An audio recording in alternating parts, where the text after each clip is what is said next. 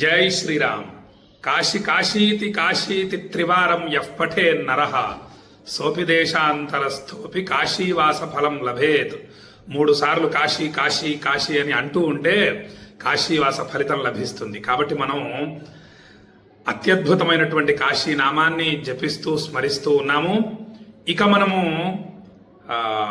కర్మ చేయబోతున్నాం. కర్మ చాలా ప్రధానమైంది. కర్మ చేయాలి. ఇది కర్మభూమి. మనకు 100 సంవత్సరాల సమయాన్ని మనకిచ్చాడు పరమేశ్వరుడు. ఈ లోపు మనము ఎంత కర్మ చేసుకుంటే అంత విశేష ఫలితాలు కలుగుతాయి, విశేషమైనటువంటి లోకాలు కలుగుతాయి, అథవా విశేషమైన జన్మలు లభిస్తాయి. అంటే కిందకు వెళ్ళిపోకుండా మళ్ళీ పశుపక్ష్యాదుల్లో జన్మించకుండా ఉత్తమమైనటువంటి జన్మలు సంప్రాప్తిస్తాయి. ఇక ఎల్లుండి కాశీకి ప్రయాణమై వెళ్ళటం జరుగుతుంది. ఎల్లుండి సాయంత్రం వరకు కాశీకి చేరుకొని గంగా స్నానం ఆచరించి 25వ తేదీ శుక్రవారం శ్రావణ మాసం ప్రారంభం. భక్తుల గోత్రనామాలు విశ్వనాథుడి సన్నిధిలో చదివి ఢుండి గణపతికి పూజ చేసి విశ్వనాథ జ్యోతిర్లింగానికి అభిషేకము, విశాలాక్షి అమ్మవారికి, అన్నపూర్ణాదేవికి, కాలభైరవ స్వామికి మొత్తం 1 నెల రోజులు కూడా భక్తుల గోత్రనామాలతో పూజలు చేయడం జరుగుతోంది. ఇక చూడండి, మనకు అద్భుతమైనటువంటి శ్లోక ఆధారం మీకు తరచుగా నేను చెప్తూ ఉంటాను. నుగుగింజంత పుణ్యకార్యం చేస్తే కొండంత ఫలితం లభిస్తుంది కాశీలో అనేటటువంటి విషయాన్ని మీకు తెలియజేస్తూ ఉంటాను నేను. అందుకే అసలు అంత దూరం వెళ్ళేది కూడా. నేను కాశీ వరకు ఎందుకు వెళుతున్నానంటే అలా అక్షయ పుణ్య ఫలితాలు మనమందరము పొందాలి. ఏదో నేను ఒక్కడే పొందాలనేది నా ఉద్దేశ్యం కాదు.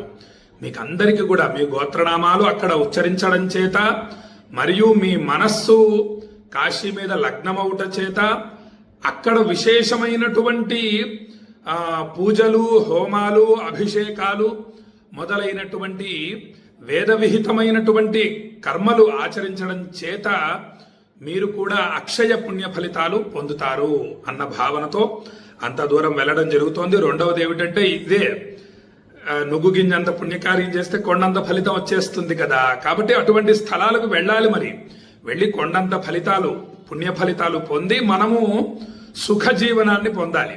ఊరికే సుఖ జీవనం రావాలి అంటే వచ్చేది. కాబట్టి ఇప్పుడు చూడండి, అసలు ఆ శ్లోకం ఏమిటో మీకు వివరిస్తాను. అవిముక్తే కృతం కర్మ యదల్పమపి మానవైః. అవిముక్తే కృతం కర్మ యదల్పమపి మానవైః. శ్రేయో రూపం తద్విపాకో మోక్షం జన్మాంతరేష్వపి. ఈ శ్లోకం అర్థం ఏమిటంటే, అసలు మామూలుగా కాశీ గుర్తుంచుకోండి ఒకసారి. ఇది చాలా ప్రధానమైనటువంటి విషయం. కాశీ మొత్తం కొంత విస్తీర్ణమైనటువంటి స్థలం. కాశీలో వారాణసి అంటే వరుణా నది, అసీ నది, ఈ 2 నదుల మధ్యలో ఉన్నటువంటిది వారాణసి. వారాణసిలో అవిముక్త క్షేత్రం అంటే విశ్వనాథుడు ఆలయము, గర్భాలయము, విశ్వనాథ లింగము, మరియు పక్కనే ఉన్నటువంటి అవిముక్త లింగం, అవిముక్తేశ్వర స్వామి వారిని సాక్షాత్తు విశ్వనాథుడు ప్రతిష్ఠించాడు. మొట్టమొదట ఈ భూమి మీద కాశీలో శివుడు శివలింగ ప్రతిష్ఠ చేశాడు. అదే అవిముక్తేశ్వర లింగం. ఆ లింగం పేరేమిటి? అవిముక్తేశ్వర లింగం. అద్భుతమైనటువంటి శివలింగం. విశేషం ఏమిటంటే కాశీకి వెళ్ళాలి, ఇంకో ఇలా నుగ్గు గింజంత పుణ్యకార్యం చేస్తే అంటే ఒక్కసారి విశ్వనాథ అని కాశీలో అంటే 1 కోటి సార్లు అన్న ఫలితం కదా. ఇలా అటువంటి పుణ్య ఫలితం పొందాలని కొన్ని కోట్ల మందికి ఉంటుంది. కానీ ఆ పూర్వజన్మలలో చేసినటువంటి పాప ఫలితం వీళ్ళని కాశీకి వెళ్ళనివ్వకుండా అడ్డం పడుతూ ఉంటుంది. వీళ్ళు చాలా బాధపడుతూ ఉంటారు. అది కొంతమంది దృష్టిలో పడుతుంది. అంటే నాబోటి వాళ్ళ చెవిలో పడుతుంది, అయ్యో వాళ్ళు కాశీకి వెళ్దాం అనుకుంటున్నారు, పాపం రాలేకపోతున్నారే అని అనుకుంటారు. బంధుమిత్రులు సహజంగా వెళుతూ ఉంటారు కదా. ఇలా ఒకరు బాధపడటం గమనిస్తారు. వాళ్ళు ఏం చేయాలంటే అవిముక్తేశ్వర లింగం దగ్గర యథాశక్తిగా దక్షిణ పెట్టాలి. అక్కడ పూజారి గారు ఉంటారు, లేదా శివలింగం పక్కన పానపట్టం మీదన్నా ఒక చాతనైనంత దక్షిణ ఉంచి అక్కడ ఉన్నటువంటి బిల్వ దళాన్ని ఒకటి తీసుకోవాలి. స్వామి మీద అలంకరించి పూజించినటువంటి బిల్వ దళం, లేదా మనం తీసుకెళ్లి ఆ అవిముక్తేశ్వర లింగం మీద పెట్టి 101 రూపాయో 501 రూపాయో ఎంత చేతనైతే అంత అక్కడ స్వామి దగ్గర ఉంచి ఆ బిల్వ దళాన్ని తీసుకోవాలి. బిల్వదళం తీసుకొని మళ్ళీ ఊరికి వచ్చి ఇలా బాధపడుతున్నటువంటి కాశీకి వెళ్ళలేకపోతున్నాను, ఒక్కసారి విశ్వనాథుడిని పిలిపించుకోమని చెప్పండి, నన్ను కాశీకి పిలిపించుకోమని చెప్పండి, అయిపోతోంది నా ఆయుర్దాయం, 100 సంవత్సరాల ఆయుర్దాయమే, ఈ లోపు నేను వెళ్ళలేకపోతున్నానని బాధపడే వాళ్లకు ఆ బిల్వదళం ఇవ్వాలి. ఇవ్వటం చేత వాళ్ళు నమస్కరించుకుంటే చాలు, 6 నెలల లోపు కాశీకి వచ్చి విశ్వనాథుడిని దర్శిస్తారు. కాలభైరవుని, విశాలాక్షి అమ్మవారిని, అన్నపూర్ణాదేవిని, గంగమ్మ తల్లిని దర్శించి ధన్యతను పొందుతారు. సమస్త పాపాల నుండి, దోషాల నుండి, గ్రహ బాధల నుండి విముక్తి పొంది ఆయురారోగ్య అష్టైశ్వర్యాలతో నిండు నూరేళ్లు సుఖంగా జీవించి ఆ తర్వాత కైలాస ప్రాప్తిని పొందుతారు. అది అవిముక్తేశ్వర లింగం, అది అవిముక్త క్షేత్రం. కాశీకి అనేక పేర్లున్నాయని చెప్పాను కదా. అవిముక్త క్షేత్రే, అవిముక్త వారాణసి క్షేత్రే అని సంకల్పంలో చెబుతామన్నమాట. కాబట్టి అవిముక్తే కృతం కర్మ, కాశీలో చేసేటటువంటి పుణ్యకర్మ కొంచెము సత్కర్మ చేసినా తరువాత జన్మలో కాశీని పొంది మోక్షాన్ని పొందుతారు.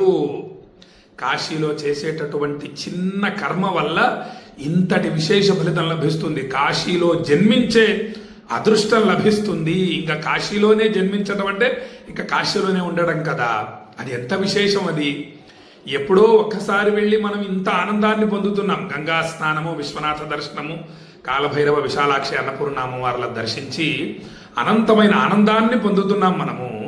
ఇక కాశీలోనే జన్మించడం ఎంత విశేషం. కాబట్టి ఆ గొప్ప ఆనందం రోజు అనుభవిస్తూ ఉంటారు అక్కడ. వాళ్ళని చూస్తే నాకు అదే అనిపిస్తుంది.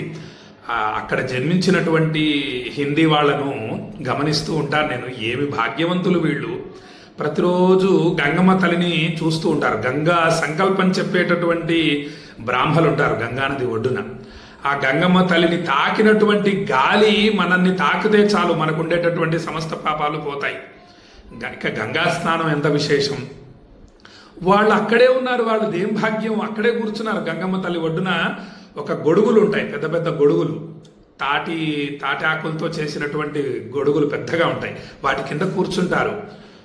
భక్తులు వచ్చి వారి దగ్గర సంకల్పం చెప్పించుకుంటారు. ఎప్పుడు కూడా గంగా స్నానం వెళ్ళి ఊరికే మునకూడదు. చక్కగా ఇంట్లో స్నానం ఆచరించి శుభ్ర వస్త్రాలు ధరించి విభూతి తిలకధారణ చేసుకొని ఇలా బ్రాహ్మణోత్తముల దగ్గరికి వచ్చి వారితో సంకల్పం చెప్పించుకోవాలి. సంకల్పం చెప్పించుకొని గంగా స్నానం ఆచరించాలి. అది విశేషం. ఏదో కాకి మునిగినట్టు మునగటం వల్ల ప్రయోజనం ఉండదు. మనం ఎక్కడ ఉన్నాము, ఏమిటి సంగతి, ఎందుకోసం స్నానం ఆచరిస్తున్నాము అని మొదలైనవన్నీ కూడా మనము సంకల్పం చెప్పుకొని సంకల్ప స్నానం చేయటం వల్లనే విశేష ఫలితాలు కలుగుతాయి, సమస్త దోషాలు తొలగిపోతాయి. ఇది చూడండి, ఇది మనకు అద్భుతమైనటువంటి శ్లోకం. ఇంకొకసారి తెలియజేస్తాను, మీరు కూడా వ్రాసి పెట్టుకొని చక్కగా చెప్పేటందుకు ప్రయత్నించండి. ప్రతిరోజు పారాయణ చేయండి. ఇది కాశీ ఖండంలోని శ్లోకాలు, ఆధార శ్లోకాలు మీకు తెలియజేస్తున్నాను. ఏదో మామూలు శ్లోకాలు కాదు ఇవి. అవిముక్తే కృతం కర్మ యదల్పమపి మానవై శ్రేయో రూపం తద్విపాకో మోక్షం జన్మాంతరేష్వపి. కాశీయందు మానవులు కొంచెము సత్కర్మ చేసిన తరువాత జన్మలో కాశీని పొంది మోక్షాన్ని పొందుతారు. కాబట్టి మీ మనస్సుని కాశీ మీద లగ్నం చేసి ఉంచండి. మీ గోత్రనామాలతో ఇన్ని సత్కర్మలు కాలభైరవ స్వామి వారు నాతో చేయిస్తున్నాడు. కాబట్టి వదులుకోకండి ఈ అద్భుతమైన అవకాశం. మీ బంధుమిత్రులకు కూడా తెలియజేయండి. మీరు మీ గోత్రనామాలు మరియు చిరునామా 9347713779 అనే నెంబర్కి పంపించండి. ప్రతిరోజు మీ గోత్రనామాలు విశ్వనాథుడి సన్నిధిలో చదివి స్వామికి అభిషేక పూజలు, హోమాలు మొదలైనవన్నీ కూడా చేయటం జరుగుతుంది. నిన్న నేను మీకు తెలియజేశాను, శ్రావణ మాసంలో ఎన్ని పర్వదినాలు వస్తున్నాయో, ఎన్ని పండుగలు వస్తున్నాయో అని నేను మీకు తెలియజేశాను. అసలు ప్రధానమైనటువంటిది ఏమిటయా అంటే 5 మహాశివరాత్రులు వస్తున్నాయి. శ్రావణ సోమవారము మహాశివరాత్రి కన్నా విశేషమైనటువంటి రోజు. ఇక శ్రీకృష్ణాష్టమి మహాశివరాత్రితో సమానమైనటువంటి రోజు.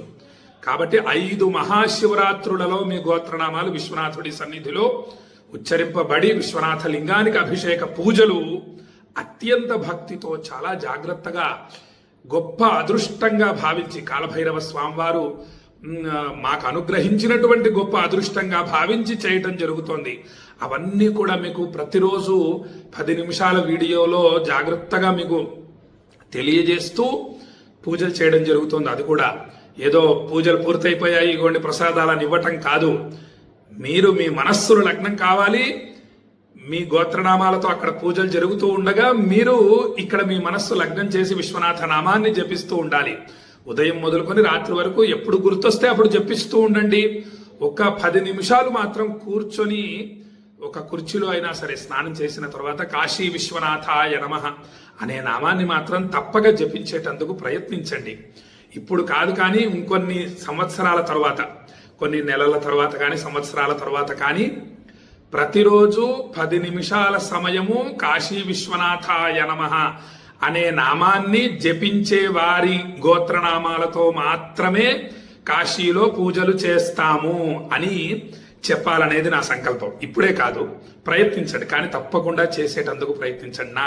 అక్కడ మీ గోత్రాలతో పూజలు జరుగుతుంటే ఇక్కడ మీ మనస్సు లగ్నమైంది అనుకోండి, మీరు కూడా కాశీవాస ఫలితాన్ని పొందుతారు. అది నా భావన. ఏదో మిమ్మల్ని నిర్బంధించాలని కాదు, కానీ భవిష్యత్తులో మాత్రం తప్పక నిర్బంధిస్తా నేను. ఈ విధంగా 10 నిమిషాల సమయమే కాశీ విశ్వనాథాయ నమః అనే నామాన్ని జపించిన వాళ్ళ గోత్రనామాలతో మాత్రమే పూజలు చేస్తాము కాశీలో అని పెట్టాలనేది సంకల్పం. కాబట్టి దాని గొప్పతనం మీకు అందరికి తెలిసిన వారే, మళ్ళీ మళ్ళీ చెప్పక్కర్లేదు. విశ్వనాథుడి నామం గురించి చెప్పాలా, చెప్తాను. కాశీ ఖండంలో విశ్వనాథుడి నామం గొప్పతనం తెలియజేసింది, ఆ నామం మహిమ తెలియజేస్తాను. ఇక శ్రావణ మాసం గురించి, నభోమాసం, మీకు దాని గురించి ప్రత్యేకంగా తెలియజేయాల్సిన అవసరం లేదు. మీరందరూ కూడా ఎప్పుడెప్పుడు వస్తుందా శ్రావణ మాసం అని ఎదురు చూస్తున్న వారే. ఎందుకోసం? మీరందరూ కూడా నాయనార్లు, మహాశివ భక్తులు. మీరందరూ కూడా 63 మంది నాయనార్లు కదా, మీరందరూ కూడా ఆ శివభక్తులే. కాబట్టి శివభక్తులు సహజంగా మాస శివరాత్రి కోసము, మహాశివరాత్రి కోసము, శ్రావణ మాసం కోసం ఎదురు చూస్తూ ఉంటారు. ఆ మాసంలో స్వామిని సేవిద్దామని ఎవరైనా అనుకుంటూ ఉంటారు. ఆ స్వామి నామాన్ని జపిద్దాము అని ప్రతి శివభక్తుడు అనుకుంటాడు కదా, అది సహజం. కాబట్టి నేను ప్రత్యేకంగా చెప్పవలసిన అవసరం లేదు.